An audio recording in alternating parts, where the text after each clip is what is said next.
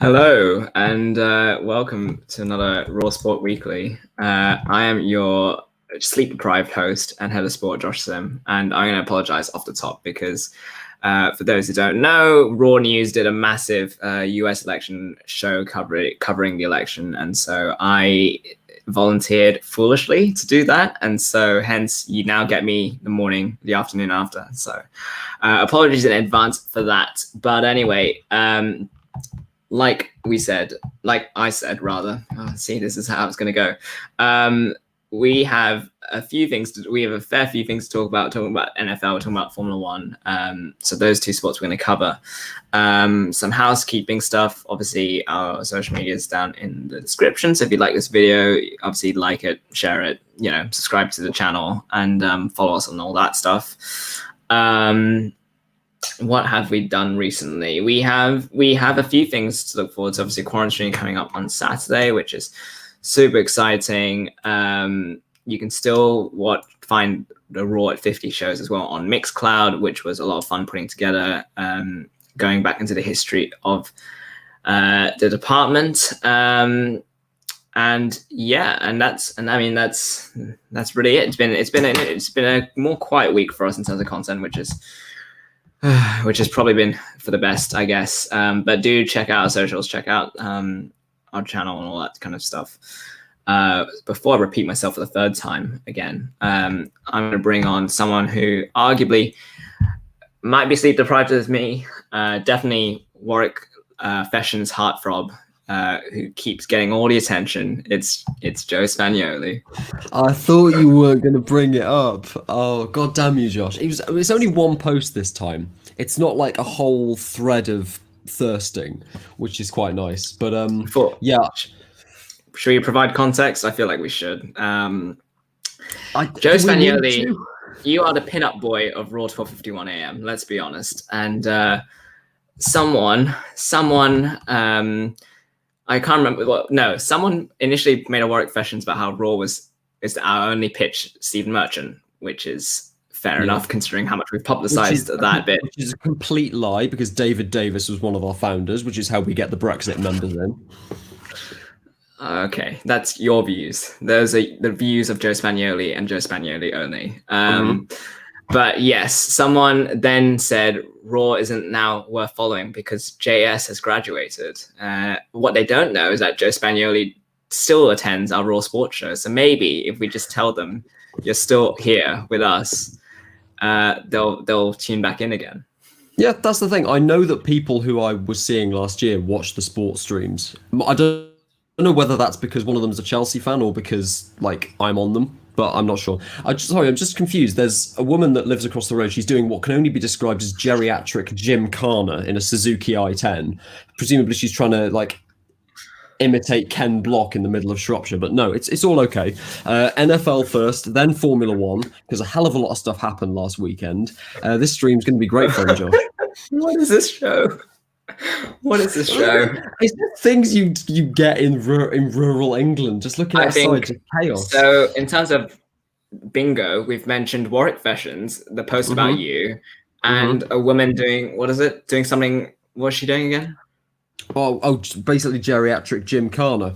Oh, great. If anyone's seen the Ken Block videos on YouTube, which everyone who's ever drunk a can of Monster Energy probably has. Oh yeah, she's stopped now. That's good. Great. So with that, let's jump into the NFL because I can't really think of any other link into that sport. But yes, it was a busy week 8 in terms of in America, not just because of what's going on at the moment. No politics, Josh. No, none. But we've picked out some of the key results here. Obviously, there are plenty more results. My Seahawks, and you're not. Are you Seahawks or Giants? I always forget. I used to be a Seahawks fan, but then I sort of stopped following NFL. Then I came back, and right as the Seahawks became good again, I decided to start following the New York Giants, who are terrible and cursed, and lost again this weekend. Who pushed the Buccaneers all the way, it has to be said. There was one stage where they were leading the Buccaneers and Tom Brady. But anyway, arguably, the pick of the result and the pick of the performances was star running back Dalvin Cook's 4 touchdowns, I believe, for the Vikings as they overcame a Packers side who have looked good. Well, Aaron Rodgers certainly looked very good throughout the start of the season. Is this? I don't want to call this a fluke, but is it sort of like that? Like, do we? Because the Vikings surely, in normal terms, on paper, are not nowhere near the Packers. I mean, especially since they traded away one of their best players, Stephon Diggs, to the Buffalo Bills, who are now barnstorming the AFC East this season. I mean, it's very, very tempting to go into the superlatives to say that for the first time since Adrian Peterson, the Minnesota Vikings have a great running back. I'm sorry, Josh, this is a fluke. It is just one of those amazing individual performances that comes out of nowhere, single-handedly bringing a much inferior Minnesota Vikings team to a victory over the Green Bay Packers. I mean, you could say that this is momentum for the season. We're now 8 weeks in, and the Minnesota Vikings have a 2-5 record. The Green Bay Packers have 5-2. So it hasn't really changed the shape of the NFC North all that much. If it's going to do anything, it gives the Chicago Bears and maybe the Detroit Lions, but probably not because it's the Detroit Lions, a chance to reel in the Packers before the end of the season. But no, this is, I don't want to quell any excitement here, but this is a one-off. The Vikings are still a long way away from winning the NFC North. But it seemed like a fun game to watch overall. I saw the highlights earlier. Yeah, it's. I mean, for those who own Dalvin Cook in fantasy, that was a great performance for them. And yeah, the Packers. I mean, the Vikings are a very odd team. Obviously, the Packers, they were in talks to acquire a wide receiver from the Texans, Will Fuller. They chose not to, so that's an interesting one. But and time will tell, and we'll see if that decision will come to bite them. Obviously, they are in quite. They lead the Bears by a win in the NFC North.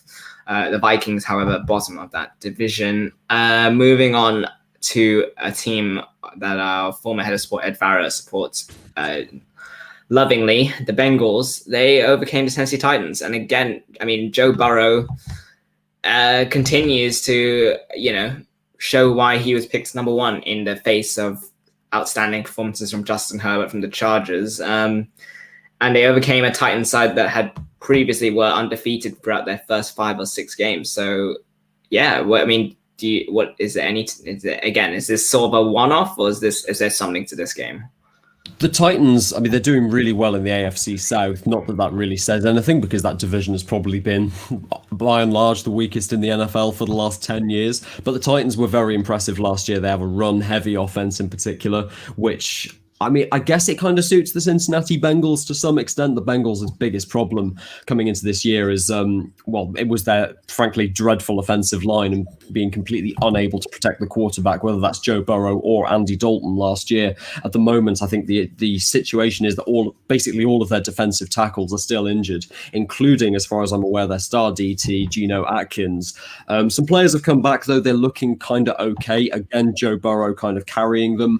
He has proven against some of the skeptics, i.e. me, that he was probably the best quarterback going into the draft in the face of a lukewarm start for Tua Tagovailoa at the Miami Dolphins and Justin Herbert, who still struggles to win games for the LA Chargers. So no, a good performance from Joe Burrow, proving that maybe he deserved to be first overall. I was very much against it at the time, but no, a good performance from them. The Titans, I think it's just a case of declining momentum. They had a great season last year, very much a surprise in the second half. Didn't get as far in the playoffs as they'd have liked to.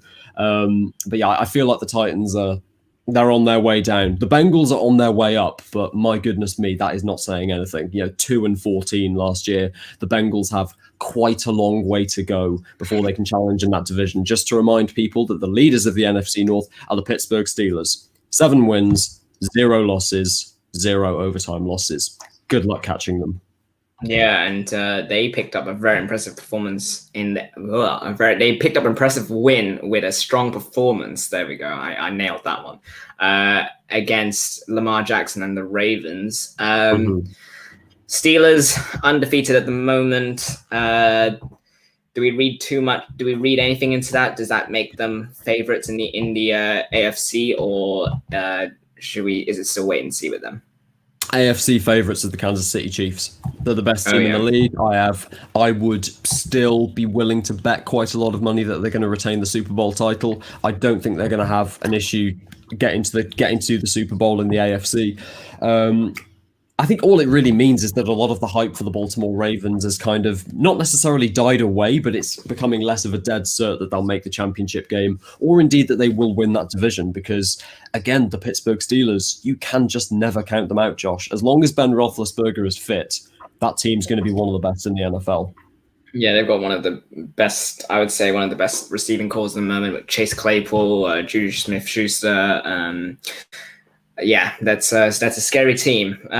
So, Joe, I mean, as we sort of wrap up here, any other results stand out to you this week? Any other teams or players stand out to you?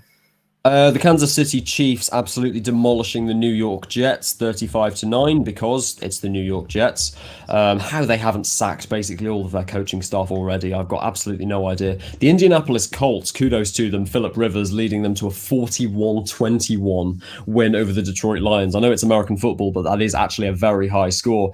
And Baker Mayfield, my American football lookalike, continuing to disappoint for the Cleveland Browns. They lose 16-6 against the Las Vegas Raiders, who are far from an incredible team.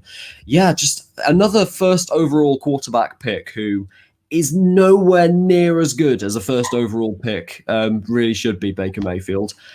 I'm just jealous of the fact that he has basically my face, but a much better physique. But I'm glad to see that the constant hype for the Cleveland Browns, people saying that they're going to become a great team, it's been about 10 years people have been saying this. Still not the case. You watch them get to the AFC Championship game, now I've said that. I have never heard this comparison between yourself and Baker Mayfield in terms of appearance. And in fact, I'm looking at images of Baker Mayfield. I'd like to point out, I don't think I look that much like him. And it's difficult to really do a side-by-side comparison because obviously he's much bigger than me. He plays American football and he's always wearing the shoulder pads. So, see, he looks a little bit like, you know, Penn Badgley from You, the guy that plays Joe Goldberg. He looks like him, except sort of widened.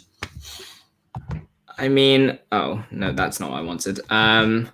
It's not a good idea to do screen share when you're sleep deprived, Josh. No, I know, but I don't know if I completely see the resemblance. Maybe my next guest can sees any resemblance between you and Baker Mayfield. I don't quite see it, unless you grow like quite a bit of a beard. I mean, I can. I just choose not to because personal hygiene. Yeah. Anyway, that will, on this, I don't know, feature of comparing Joe Spagnoli to NFL footballers, I feel like we should move on to Formula One.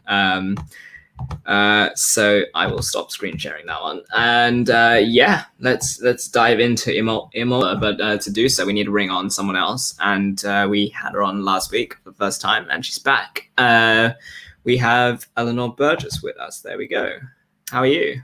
I'm good. Quite an upsetting note to come into discussing how good looking Joe is. I'm not really a fan of that. Having said that, excuse me, I don't think Baker Mayfield's that attractive, and I never said I was either. Penn Badgley, on the other hand, okay, we'll let the work question speak for itself, I guess. Having said that, we just did say that you look like Charles Leclerc, which I strongly disagree. But to be who said I look like Charles Leclerc? My sister who watched the stream. Okay, so there is a reason for that. I mean, I don't look like him. I'd like to point that out. Charles Leclerc is gorgeous. However, I did get my hair cut over the weekend, and no joke, I genuinely just held up a photo of Charles Leclerc to the hairdresser and said, "I want that. Just do that." So there is some reason for that. See. Once again, I'm going to screen share this. So here we go for our viewers. Oh boy, I don't know what I'm doing here. See, these aren't that accurate. It was at Mugello. It looks a lot like, well, not mine at the moment because this is bed hair, but no, I mean, second row, second from the left, kind of. No, we should put up a poll. Which athlete does Joe Spagnoli look like? Baker Mayfield, Charles Leclerc. We'll just Carlos Sainz, Lorenzo Pellegrini, Carlos Vela. We can move it up to celebrities. Carlos Sainz, did you say? Sorry? Did you say Carlos Sainz? I have been compared to him in the past. I think it's the eyebrows. Right, now you're just a fan club I don't know about for Joe. For Joe. Are you just making this up now? I'm not making this up. Someone said, okay. I mean, okay. You know what? There's that poor Warwick person who misses you at campus can decide for us maybe if she's watching. I better get a work question after this. Exactly. So let's. Oh, where's my banner? There it is. We'll talk about Imola. That was a Grand Prix, I admit I watched the last 15 laps of. I did not wake up for the first 40, so I'm guilty of missing that, as some people wanted to let me know. So we've got the sort of top 10 here, I think. There we go. I guess, the big headline was, what was the big story for you from this? I'm guessing the top 2 didn't surprise you at all. So what was it that kind of caught your eye from this race? I think for me it was Kvyat, which is a shame because obviously I think he's going to lose his seat. So for me, it was quite strange that he's going to have pulled his best performance on this almost kind of final hurrahs, the final 4 races. And so I think that's kind of sad for him. Yep. I did not just have a mug in my hand. Yes. So yeah, Kvyat was a really surprising result, and obviously we saw Pierre Gasly had qualified 4th, and I know we all maybe hoped for AlphaTauri to finish in the top 5. One did, just the one we weren't expecting. As Pierre Gasly had to retire early on. Joe, same question for you. Any what stood out to you? Was it a driver's performance? Was it someone disappointed? What was the big takeaway for you? A few things that stood out, namely the fact that I got up to watch what is technically my home Grand Prix, and then possibly my favourite driver, Pierre Gasly, retiring after 9 laps, which meant I had basically no reason to keep watching it, but still did because F1 simp. A few people that are incredibly disappointing. Lance Stroll had another shocking weekend. Maybe it's a COVID hangover, but all of the momentum that was building up around our favourite Canadian pay driver, actually second favourite after Nicholas Latifi, but seemed to build up around the Hungarian Grand Prix. That has just completely died away in the last month or so. Honestly, they would have done so much better if they just drafted in Nico Hülkenberg again at last minute. I think we're going to talk about George Russell in the next few minutes. I personally think people are being pretty damn harsh on him, as amateur as his mistake under safety car conditions was. The real story for the weekend for me is how amazing both of the Alfa Romeo drivers were. Kimi Räikkönen was comfortably my driver of the day, 9th place in an Alfa Romeo that has absolutely no business being that high, even at a track like Imola. But another man who I was completely wrong about is Antonio Giovinazzi. I was saying a few weeks ago that he's one of the weakest drivers in the sport. He doesn't deserve a seat for next year. I was almost certain that Mick Schumacher would take his seat, or maybe Robert Schwartzman.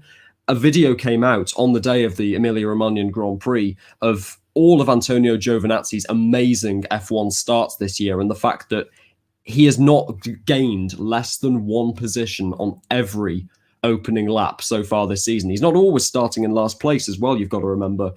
And again, at Imola, he gained 6 places on the first lap alone. He had a great performance, 10th place, a well-deserving points finish. Yeah, Alfa Romeo, it makes sense to retain both those drivers. I will hold my hands up. Gio, I was wrong. There you go. An admission from Joe Spagnoli that he was wrong. Something quite rare. Actually, no. On this show, not really, is it, Joe? On the football shows, we always get it wrong, to be fair. So, yeah. It did. Both have picked out 2 young. Well, is Kvyat young? I don't think. Not so anymore. Hang on. He's not that old. He's not ancient, but he's far from. Yeah, he's 26. Okay. He's 26. Okay. He's not. Yeah, I guess so. But it's interesting you guys have picked out drivers too that weren't. That ones that hadn't really stood out throughout the season. When we think about the young drivers, we think about Norris. We think about. We'll talk about George Russell in just a bit. We talk about Charles Leclerc. You could throw in that mix, Gasly. So it's quite interesting to see different drivers step up for this one. And Joe, you talked about the track last week. Did the track disappoint, or was it everything that you'd hoped it would be? It wasn't everything I hoped it would be. It was everything that I expected it would be. They turned the Variante Bassa, which is the pit straight, into a DRS zone. A lot of the discussion was that the DRS activation line was far too late. In truth, if they were going to put it where it should be, it would have been right out of the exit from the final corner, Ravazza, which would have just, I think, highlighted the issues that Imola has. It's an amazing track, don't get me wrong. It is, as a driving experience, it is unbelievable, even in a simulator. As a racetrack, in today's generation of F1 cars, it is not the best. It's far too narrow. It's very short. I was predicting when I did the track sim last week that it would be a record time of maybe 1:22, 1:23. I think Hamilton's pole lap was in the 1:13s, so I really could not have been much further away. until Verstappen had his incredibly unexpected off when the rear tyre just went, it was a pretty dull Grand Prix, I'm not going to lie. Yeah, much to the disappointment, I'm sure, of Eleanor. Max Verstappen he was on track for a very good race, and then unfortunately from a tyre puncture, he was just unlucky, wasn't it? That's really all you can boil it down to. Yeah, for sure. I think every Italian race this year, Max didn't finish. I think there must be some sort of Italian curse for him. And I feel kind of bad about that. But I also feel like it's disappointing when Max's talent just can't be showcased in that Red Bull, which is like constantly failing him. Although I do have to give credits to the mechanics of Red Bull, because I think they are incredible. Obviously, they fixed his entire car. And I think their pit stops continue to be chef's kiss as well. It was... I'm trying to work out what layout. That layout works best.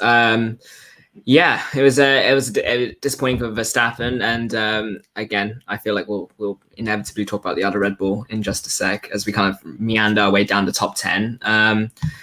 But in his place, in that, yeah, I know, Joe. In his place, in that third podium spot, you had Daniel Ricciardo, who, Joe, we won. I mean, Renault sort of, by good fortune, ended up in that spot because Sergio Perez was expected to hold that spot, but then made that decision to pit. Was that the decision that kind of cost Perez the podium, him pitting, and possibly another impressive weekend as he looks to kind of get a drive for next season? Well, if you listen to the radio onto his engineer after the race, it will become pretty clear that it certainly wasn't his decision to pit in that position, and it is one that even at the time I was wondering, why the hell are you doing this? When he pitted, his hard tyres were, I think, 10 laps newer than the cars behind him as well, so he would have been able to hold them off, especially on a track where it's so difficult to overtake. Stupid decision by Racing Point. Another thing that they've gotten wrong in a year where they actually have, at some tracks, the third fastest car. But Ricciardo, a lot of the hype for him this weekend, I don't really buy. I don't think he had an amazing race by any means. I just think he got himself into that position by virtue of cars either going off or making stupid mistakes, and the fact that Gasly retired after lap 9. So, Josh, I can see you in private chat. I know you're a Ricciardo fan. He had a good race, not an amazing race. But I think it's very, very funny that, Ricciardo got that long-awaited Renault podium at the Eiffel Grand Prix, forgot to do a shoey on the podium, and made it his first priority after Imola to do one. I think he took his right shoe off. He was going to do one, and then Lewis made him take his left shoe off as well. And I think he did a double one. I didn't see the podium celebrations. I had to go to sleep.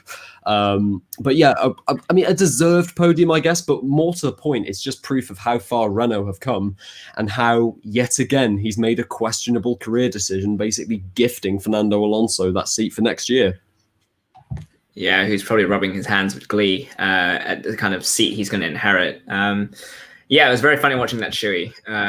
And also, I think Lewis Hamilton put out a tweet afterwards that said, like, now I see how much you work hard and sweat and all that stuff. Which he spun it into a very nice thing when in fact it was an interesting watch. I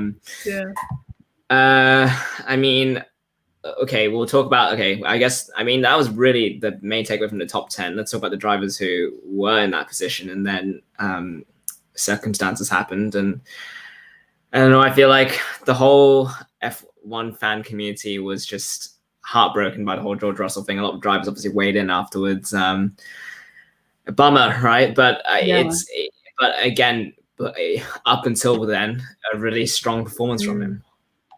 Yeah, I think alongside everyone else, was so gutted for George Russell. I think that you could see even in his body language after the race when he was sat just desolate by the side of the track. I felt so sorry for him.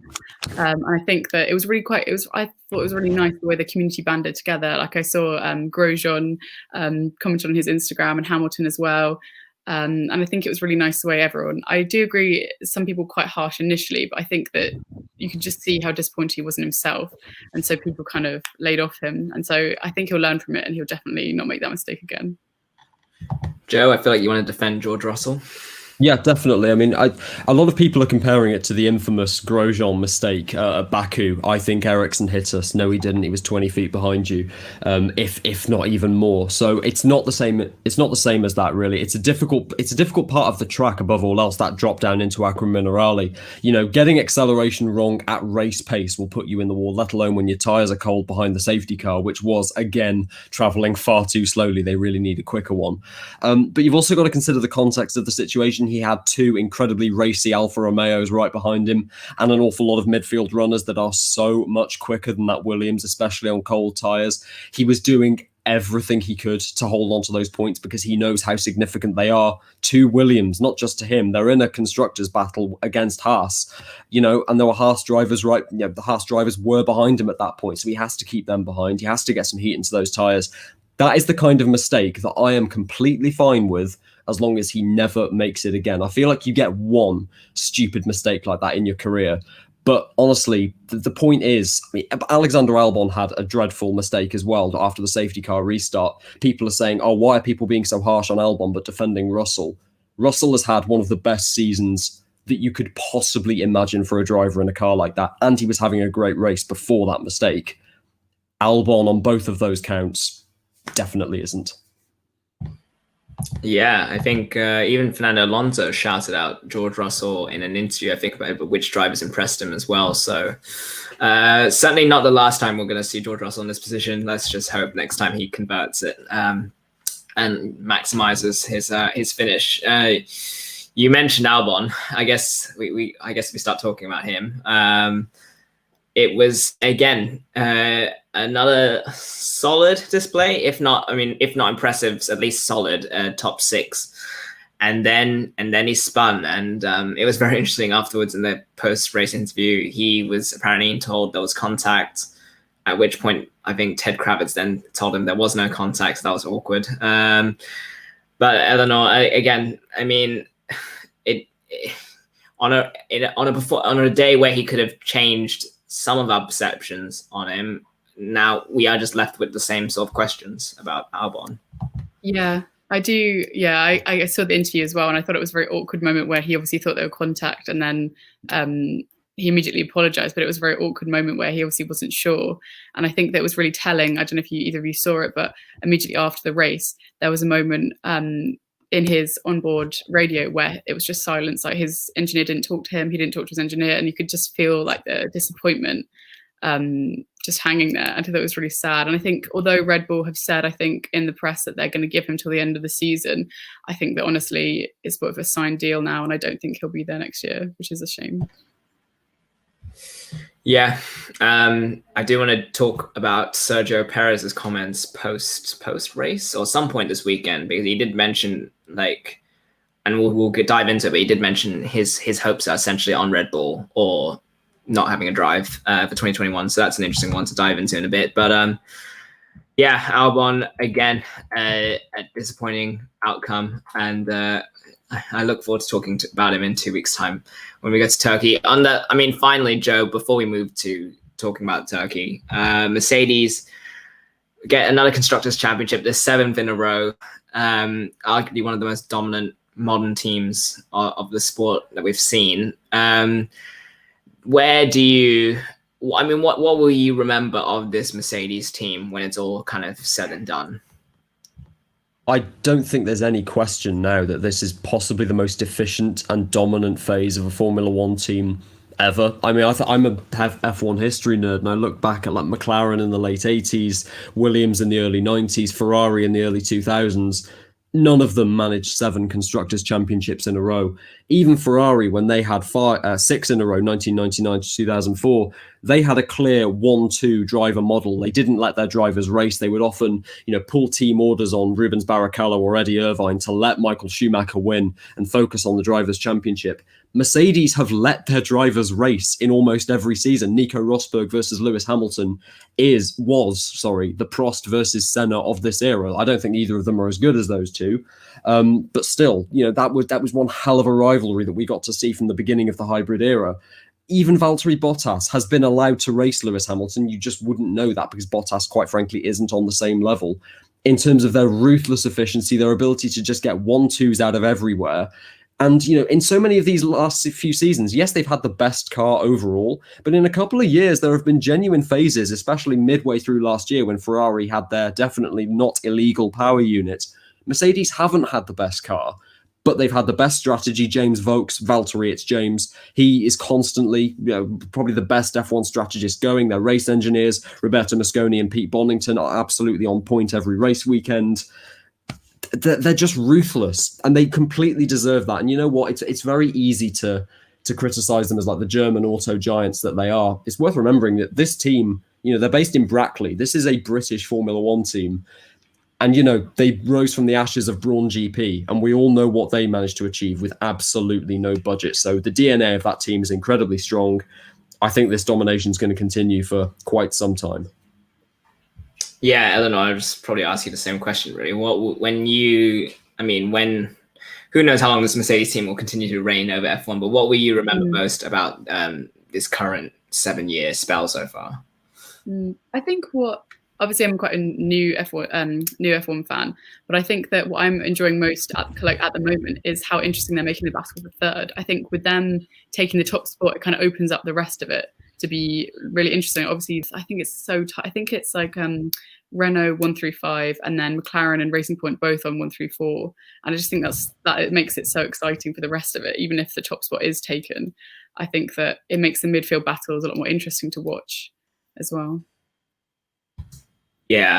And like Jess said, I remember when Brawn GP were a thing, and they were dominant for their kind of short time. And then, as you said, Mercedes have kind of taken it on further, and a lot of, you think of all the technical geniuses that have come through, Ross Brawn, James Allison at one stage, Toto Wolff, a lot of highly respected engineers have come through, and they took on the likes of Adrian Newey and succeeded. So huge and remarkable achievement. And we shall see if anyone challenges them in the next couple of years or so. But with that, we will turn our attention towards Turkey, because we will probably not. This will be the last time we talk F1 before that Grand Prix. So there we go. And actually, I'm just going to put the standings up there, the updated standings. There we are. So I feel like, Joe, maybe we start with the track preview, and then kind of build a conversation on that. So do you want to? Yeah, sure. I'll just reach for it. Hold on. Unfortunately, shut up, Eleanor. Unfortunately, the sim that I usually use does not have Istanbul Park on it, because it hasn't been used in Formula One since 2011. So I've had to fire up an old one. I'll just spin this around. On the plus side, though, it means that I actually get to use an F1 car, albeit one from 2010, and you get to see other cars on track. So have fun watching me spin into turn 1. So this is the pit straight, playing as Nico Hülkenberg, because why not? And you go into what is one of my favorite turn 1s in the history of F1. It's downhill. There's so many different racing lines you can take into there. Turn 1 on lap 1 is going to be an absolute mess. Let's just pass our favorite homophobe, Vitaly Petrov. Moving up the hill into what is turn 3, a long left-hander. Again, this is a phase of the track where overtaking in this generation of F1 cars is going to be very difficult. This is the question that we had about Imola, and the question that we should have about Turkey as well. But these corners, you'll notice, this is so much wider than what Imola is. Again, it's not just the fact that you can race side by side in Turkey, botch the apex. It's the fact that you can overtake at Turkey as well. Spin behind, unsurprising. This is the corner that everyone remembers, though. Turn 8, 4 apexes, left-hander. It's, of course, been copied at the Circuit of the Americas, one of Tilke's favorite designs. It is going to be an absolute spectacle in this current generation of F1 cars. No doubt it's going to be flat out. Then you've got a chicane before the long straight behind Michael Schumacher. Apparently I've got a tyre wear, great. But out of there, you'd have to optimize the exit, because I don't think this is going to be a DRS zone. It's too dangerous with a corner halfway down. This is the straight where, of course, the Red Bulls had their infamous collision in 2011, Mark Webber and Sebastian Vettel. And this last section is incredibly technical. It goes left, then right, then left. Let's just ignore that happened. And again, overtaking around here is actually a lot easier than you'd think it is. Several different racing lines that you can take. Cars switching back on each other constantly. Again, with the wider generation of F1 cars we're in at the moment, it might be difficult. But crossing the line, that lap was absolutely abysmal. It was a 1:36. Again, I suspect, obviously, I say it every weekend, new track record is definitely incoming. It's going to be a Mercedes that's going to do it. I can't give you an exact time, because at Imola I was about 10 seconds off. But I think this is going to be a good race weekend. The track is designed for side-by-side racing and wider F1 cars, so it should be better than Imola. I hope it's better than Imola. I mean, takeaways from that. First of all, video game graphics have come a long way since 2010. Yep. Second of all, I don't know what happened behind you, but like 10 cars decided to pile up. So let's put it this way. Vitaly Petrov was involved. Yeah, third of all, in terms of the artificial intelligence is very realistic on the F1 games. Third of all, the views from Joe Spagnoli about Vitaly Petrov are entirely his own and do not belong to the rest of Raw Sport. I should make that clear. And yeah, your spin, we can't ignore that. What happened there? Okay, no. We should also apologize you drink driving as well, Joe. Excuse me, this is alcohol free, so we don't approve of that, Eleanor. Okay. But yeah, the spin at turn 15? I'm not impressed by it. Yeah, announcing my retirement from Formula One full time. Is that no? But in all seriousness, is that in all seriousness though, is that should that be a pressure point for any drivers, or is that just your incompetent driving? That's just my incompetent driving and the fact I'm not used to like that model whatsoever. But that is going to be a flashpoint corner because you're coming out of what could well be a DRS zone in the second phase of that straight. And again, we've seen so many incidents there. Granted, we only raced in Turkey for about 5 or 6 years, but the McLarens came together. I think it was Hamilton and Button in 2010. It is, as I said, on the shakedown lap where Vettel and Webber had that infamous collision in 2011 in the dominant Red Bulls. You're going side by side into there. As I said, with basically every corner out there are multiple driving lines you can take in the race, if not necessarily in qualifying. I suspect we are going to have an incident going into that corner now you mention it, although the real incident location at Turkey, as I said, is that turn 1, that 90-degree left that goes downhill and then up very quickly. It's going to be one hell of a test on the cars, mechanical grip, and also on the drivers. I suspect there's going to be a spin out of turn 1. I wonder if it's going to be Alexander Albon again. I thought you were going to say that. I thought I was going to. I didn't want to. I don't wish any driver to spin out or crash out. But I did have a feeling you were going to drop Alex Albon's name somehow in connection to that. Could be Sebastian Vettel. Good. Yeah. Now rescue it. Now rescue it and suggest another driver. So with that, Eleanor, do you? Having watched Joe's subpar driving skills, is there a driver or team that to you could look forward to this weekend and have a very strong performance? I don't know if we're thinking about like the top teams. I think Ferrari, I always feel like have the possibility, like Charles Leclerc, not so much Seb Vettel, which is a shame, but I think Charles Leclerc is always kind of there, like just outside of the top 3. I think that I'm kind of losing faith in Red Bull's car at the moment. I think that there's been quite a lot of like DNFs by Max that's making me like not look forward to the races for them for so much. But yeah, I think that looking down at the midfield is more interesting right now. So I'm kind of looking forward to seeing what George Russell can finally get another point, or maybe the Alfa Romeos, what they're going to get up to. I think that the whole field is looking pretty interesting right now. And I am not on mute. Oh goodness. Okay, that's a surprise. You muted your camera as opposed to your audio. Changing it up. Thanks, Joe. Yeah, I didn't want a visual on that. I'm first of all, I feel like it's since you've been on this show, like your hopes of Verstappen have got worse and worse. I'm really sorry for that. Yeah. But yeah, Joe, I mean, going off that, Mercedes, I mean, they're pretty much a car we expect to do well at most tracks. So in terms of that very crowded midfield, and obviously we don't have the constructor standings with us, but it is a very tight battle at the moment between the likes of Renault, Racing Point, McLaren, maybe even just below AlphaTauri and Ferrari. Is there any of those that you think could establish a gap or kind of put themselves ahead of the rest in a couple of weeks' time? What, at Turkey specifically, or in terms of like the season in general? Turkey, right. So my thought was, relative to some of the other tracks that we've recently gone to, the application of power, especially around those sort of like medium speed corners in the first sector, I think that's less. It's not that it doesn't suit the Mercedes power unit, but it doesn't directly benefit it quite as much as, say, tracks like Imola would. So I have a feeling that the Renault and Honda shod cars are going to do well. Let's just forget Ferrari, because God knows what's going on with their power units. I suspect Renault are going to do well. They do quite well out of that particular style of corner.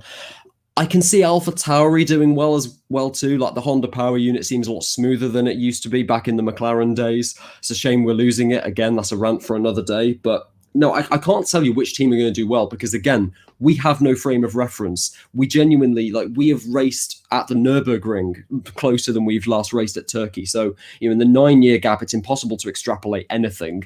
All I will say is, I think Mercedes are going to be less dominant this weekend than they have been in the last couple, or at least I'm praying that much. Wouldn't be surprised to see Verstappen finish first or second. Other team that's going to do well, McLaren. There you go. Yeah, McLaren, there you go. How likely do you reckon you'll get that right? And how likely do you reckon in a couple of weeks' time we're going to have to issue another apology? I have said it, so the podium is going to be, as we all know, Kevin Magnussen in third, Romain Grosjean in second, Nicholas Latifi in first. You joke, I would love that. Kevin Magnussen, justice for Romain Grosjean, honestly. Mm-hmm. And of course, pay drivers winning, in a Williams no less, so flashbacks to Pastor Maldonado. Sounds like we should have a reverse grid race in Turkey, just to switch it up a bit, just see what happens. It'd be a very Liberty thing to do, wouldn't it? 2 days before the race weekend. Yeah, we're doing reverse grid. Why not? I guess, like as it has been for the past few weeks, our top 3 predictions is probably going to go Hamilton, Bottas, Verstappen, unless I'm wrong. Does anyone actually have anything different, or am I assuming correctly? Joe, you look. Bottas, Verstappen, okay, Sainz. Okay. Hamilton's good luck has to come to an end at some point. I know he's blessed. I know he's in the best car.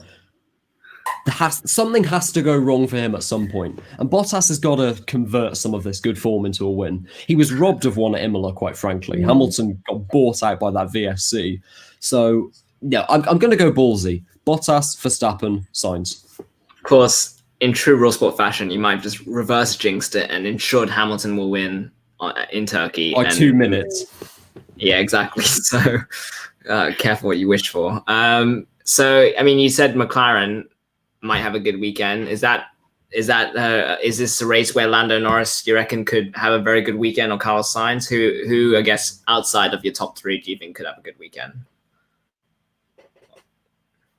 Is that aimed at me? Because I said Sainz on the podium as an outside prediction. You did? Okay, yeah, Sainz is on the podium. But again, Norris isn't that far behind, so it could well be him. He's finished on the podium legitimately already this season, so it could well be. You know what? I've just realised on the ticker that I have Sergio Perez on McLaren, which is obviously an error. And yeah, that sums up how this has gone. Eleanor, do you have anyone outside of the top 3 that could have a good weekend? Not really, but I do want to disagree with Joe. I don't think McLaren have had a couple of their last 2 races. I don't think have gone that well, so I don't see them, unless they're making a big comeback. I don't see them. They've been, to be fair, we have actually at every race weekend that we've previewed, either myself or Cam have said McLaren are going to do well at each weekend, and they have. Yeah, good point. They have actually let us down. Yeah, but the thing is, Eleanor, now that I've said it, it's not going to happen, so it's fine. I think this is right, and you are jinxing them every single week. You know what, Joe? Since in the I see your thing in the private chat. We can call it anytime we do an F1 only show, we can call it the car crash, Raw Sports car crash. I love that. That'll be there. We go. So I think with that, we'll do some quick news. I don't think there's a whole lot, but we do have some driver confirmations before Imola with Alfa Romeo, who Joe said Michael Schumacher was going to, not Michael, Mick Schumacher. It's been a long day. Mick Schumacher. Yeah, that I've just saved it for me. Who you said could be driving Alfa Romeo. Well, it turns out you might reverse jinx that. But we do have sort of. The official F1 graphics team do amazing in terms of putting this picture together. So that's what we sort of have at the moment. Assuming, I guess, we assume Stroll will be next to Vettel. We assume Hamilton will be next to Bottas, unless he decides to walk away. So yeah, I mean, what do you make of Alfa Romeo's decision to keep Raikkonen and Giovinazzi for next year? I think it is quite interesting. So I think we all expected that it would be Mick, and I think deservedly so. But I think it's interesting to keep Kimi. I do think that that Giovinazzi stat about him making up at least one place in every single opening lap, I think is quite impressive considering the car that they have. So I can understand, and obviously Kimi's performance when he overtook like 6 people, and I think it was one before Imola, I think. And so I can understand their reasoning, but I think it is interesting. I don't know if they'll keep them for more than a year or so. Yeah, and before I subject you to Joe's long opinion on it, I know you have to go, so we will. Yeah, so we will see you in a couple of weeks' time, hopefully, and we'll see you then. Thank you so much for having me. Bye, guys. No worries. Right. So where's my split screen? There it is. Joe, do you have any? I mean, you sort of alluded to it.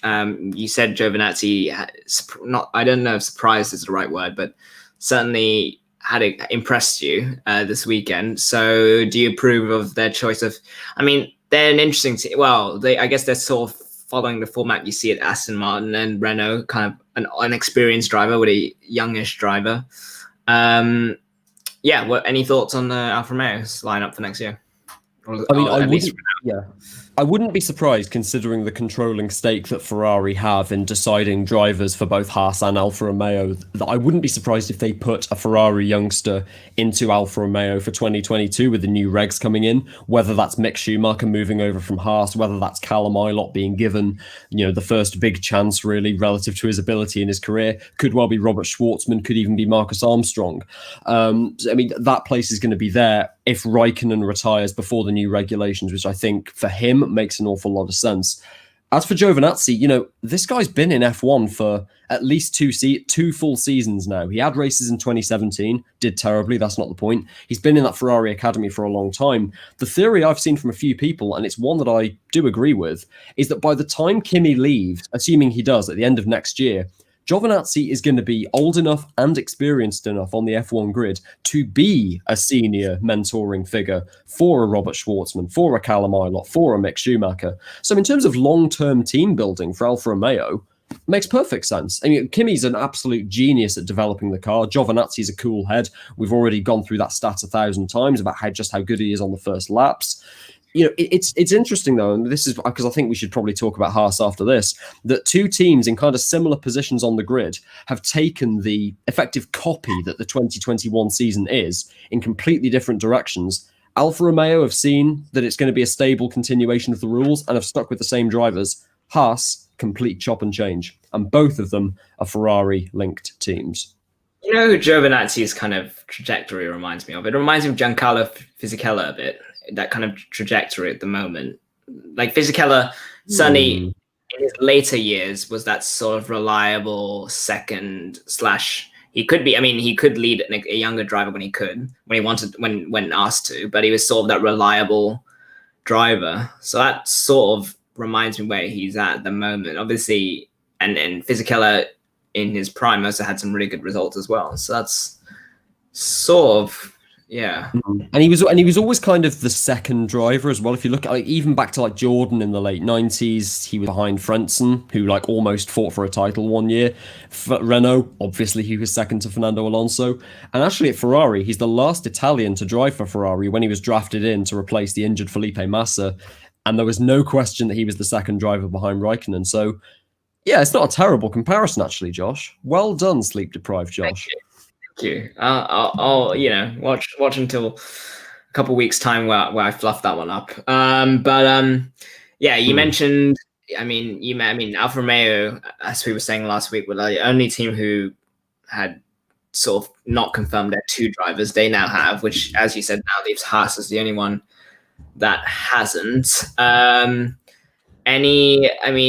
We talked about it last week. I don't know if any of your opinions have changed. but it certainly becomes a harder one now that we add Mick Schumacher to the list, including Callum Ilott, including Nikita Mazepin. It suddenly becomes a bit more of an interesting choice. Yeah, I mean, my ideal lineup last weekend was actually, on the last stream, was one of Schwartzman or Ilott, preferably Ilott for experience, and Sergio Perez, because let's not forget, despite the fact Perez is good, he is technically a pay driver. That is how he got into the sport with all that Mexican backing. It just so happens that he is a genuinely good midfield driver, so that still makes sense. He's holding out for Red Bull, which honestly I think is tragic, because that means Hulkenberg's not going to have a seat. Now that she's off the stream, I can actually praise Eleanor for something last week. She said that Nikita Mazepin just isn't a good driver. I personally thought, judging from his form at high-tech Grand Prix in Formula 2 this year, that he was pretty good. I've done a bit of digging into Nikita Mazepin's junior career. He's not good. He's just not a good driver at all. He's had 2 sort of patchy good seasons. Apart from that, he's been consistently outperformed by teammates. 2018, Formula 2, he drove for ART. I think he finished 18th in the driver standings. His teammate, Nick de Vries, was the series champion. So even when in a good car, in a good team, Nikita Mazepin is bad relative to teammates. And not even great teammates. Nick de Vries is in Formula E, for God's sake. Pastor Maldonado is regarded as one of the worst F1 drivers of the last 10 years. He had junior titles under his belt. Jolyon Palmer won the GP2 series. He was pretty bad in Formula 1. There is a genuine case. If Nikita Mazepin gets that seat, which a lot of the French motorsport press are already saying he has, thanks to his dad's oil money, he could be the worst Formula 1 driver since UGE day. Honestly, I just hope he's nowhere near the grid. It's not even a case of him being a bad person, which Eleanor and Cam were talking about last week. He's just not a great driver. For the third time, the views of Joe Spagnoli about certain drivers are his own entirely, and not from Raw Sport. Yeah, and Eleanor's and Cam's. So it's all of us, although we do not represent Raw Sport. No, and as the unbiased host, I can't comment. So. Yeah, I mean, Mazepin, I mean, the way you bring up Maldonado, when you bring up his name, it's like a really bad movie that you love. That's at this stage, that's where his legend is at the moment.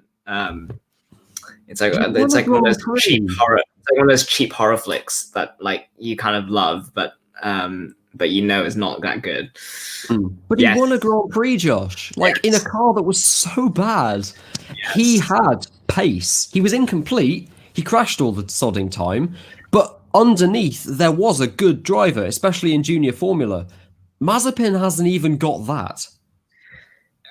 Look, a what if on Maldonado in the off season will probably be something we do in all seriousness, and something that I am sure would be very fun to dive into. What if Maldonado won more than the one Grand Prix? What if? There's a lot of what ifs with Maldonado, to be fair. So that's a fun thing that you've sort of brought to my attention. But yeah, I mean, Haas. It's very interesting to see what driver lineup they've done. Obviously, it's very. I mean, like you said, they had Grosjean and Magnussen, and I know Magnussen's not quite young, but Grosjean was certainly an experienced driver. So again, they had that sort of template model and now they've decided to do away with it. So sort of interesting. They've gone with, I guess, what Williams have gone with at the moment. Latifi and Russell, kind of two young ones, kind of just pushing each other and just seeing how that goes. So should be an interesting one. The other driver whose future remains on debate. Well, there's two really. I mean, Kvyat was asked about it, and he said there's no news for him at the moment.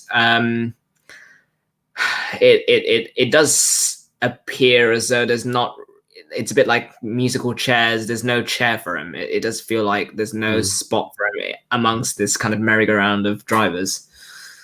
If I was Gunter Steiner, which, to be honest, considering my personality, is easier to believe than you'd think, and money wasn't so much of an issue, I'd consider Kvyat for Haas.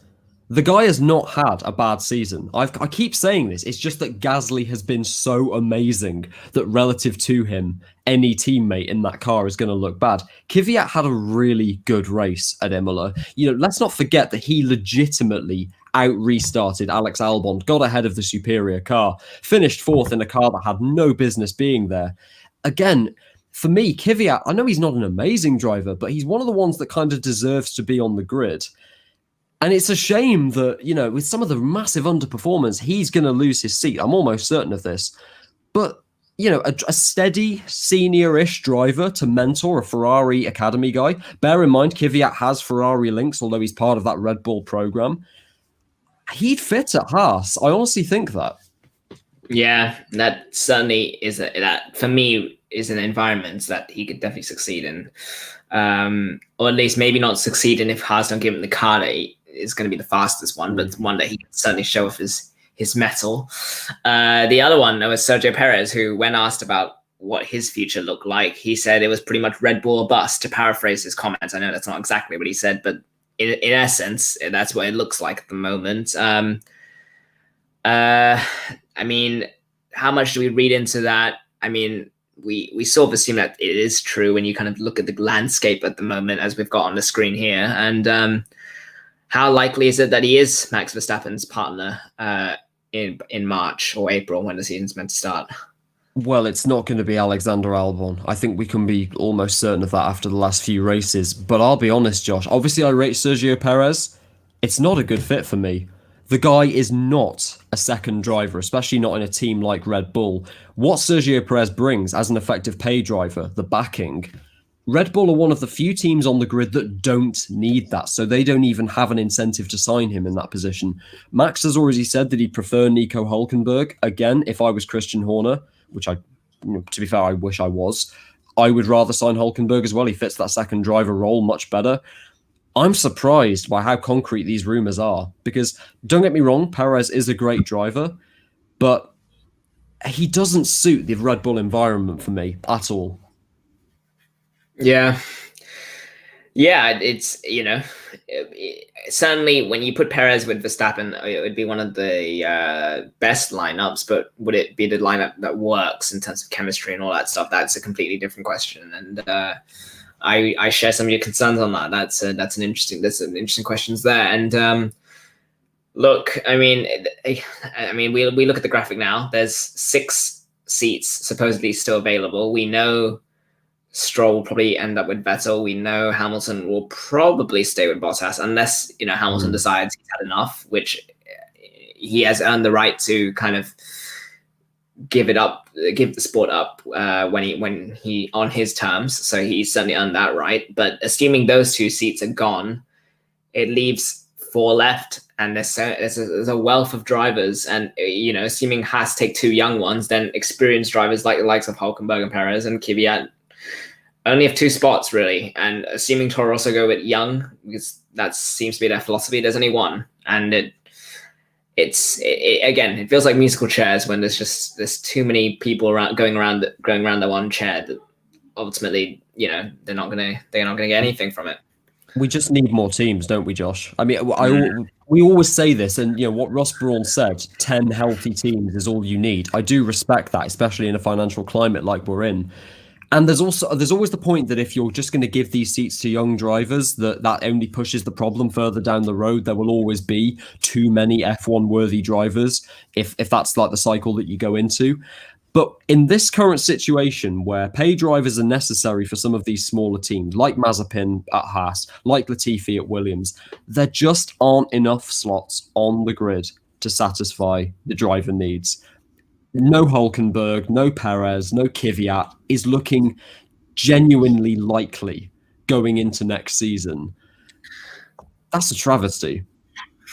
What can you do? I mean, it